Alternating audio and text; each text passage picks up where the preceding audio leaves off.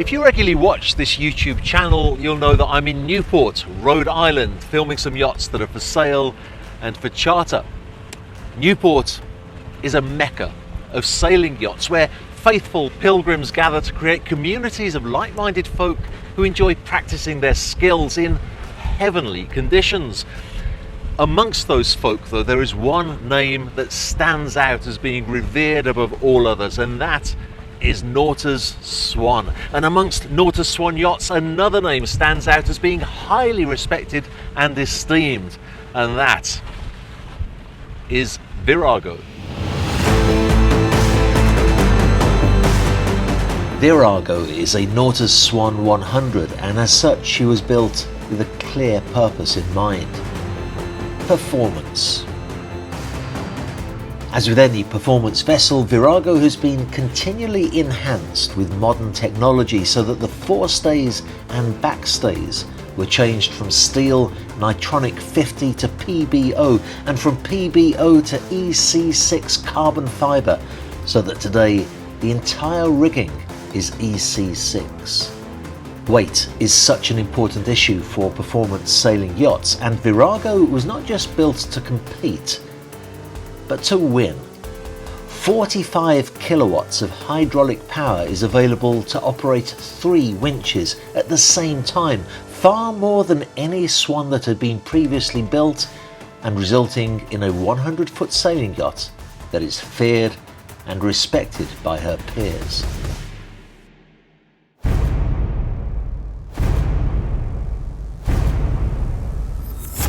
The batteries, originally units weighing 3,000 kilograms, were replaced by new units weighing just 1,000, and developments in battery technology over the years mean that Virago can now spend 8 hours at anchor on battery power alone. The total weight saving from these modifications over the years has been over 3,000 kilograms. Literally, she is 3 tons lighter now than she was at birth. Transformed from a promising high school athlete to a veteran Olympic medal winner. And when she stops racing and rests at anchor, she becomes an ideal platform for relaxing and enjoying the ocean from her easily accessible swim platform. Now, before we look at the interiors of this yacht, let me tell you something about her history, because it is important. For over 2 decades, Nautor'S Swan has been owned by an Italian businessman called Leonardo Ferragamo. Actually, a lot of people credit him with the success of the brand, and this yacht was actually built for him. I've worked for a yacht builder, and I've been involved with projects where we've had to build a yacht for the owner of the shipyard, and let me tell you, nothing focuses the attention of the management and of the workers quite as much as building a boat for the boss. Everything has to be done right. As it turned out, just before the delivery of this yacht, Ferragamo decided that he wanted to build a different project instead, but he sold this yacht to her current owner, who's had her since 2006. Not only is she a one-owner yacht, but she is also a one-crew yacht, since the captain and his partner oversaw the construction of the yacht and are still running her today. The love and pride they show in this yacht is evidence from the moment that you step on board, but you judge for yourself as we look through her. Below deck we find the salon, a neat and functional navigation station to starboard, next to a dining table that can comfortably fit 6 people, more at a push. And because I know you do like to see these details, let me show you these drawers all around the table for place settings, cutlery and other items. Space is always at a premium on a sailing yacht. Just look at this. And this. I make no secret of the fact that I'm still learning about sailing yachts, and I loved this detail of the seats.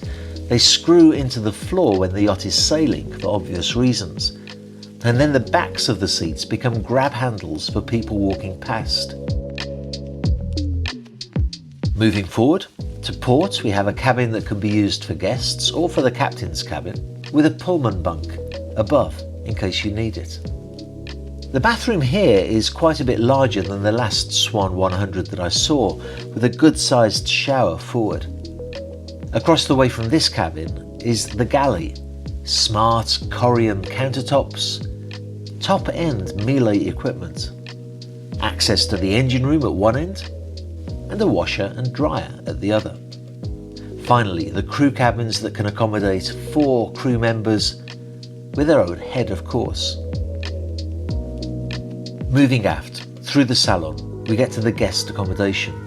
2 twin cabins to port and starboard, deep drawers below the beds, and a well-proportioned bathroom. And then the owner's stateroom that spreads across the beam of the yacht, allowing space for a desk that converts to a vanity table, a comfy seating area, and just look at this. The owner wanted a reasonably sized television on this bulkhead, but didn't want to spoil the lines of the cabinetry, so he hid it away behind these neat panels. Needless to say, the owner's stateroom also has a suitably elegant ensuite bathroom.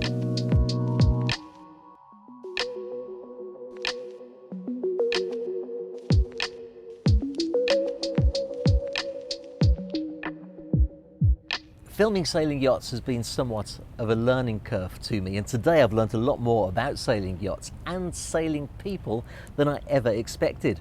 When I first got on board, I mentioned to the captain a yacht that I thought was faster than Virago, and he looked at me and he said, "That yacht is not faster than this yacht." They are so competitive. This sun awning, for example, this is a fixed sun awning, but it can very quickly be removed so that the yacht can be in racing conditions. Those winches that I mentioned earlier, so powerful. It had never occurred to me the importance of hydraulic power to the winches, but of course, in racing conditions, that makes perfect sense. I think that the next owner of this yacht will find huge enjoyment from cruising and racing on board her. If you think that might be you, by the way, I'm not the right person to talk to. It's actually my colleague, Bill Titus. Bill was captain on a yacht very similar to this. He's managed a race team, and he's ideally positioned to get you all of the information that you need. His email address is on screen now.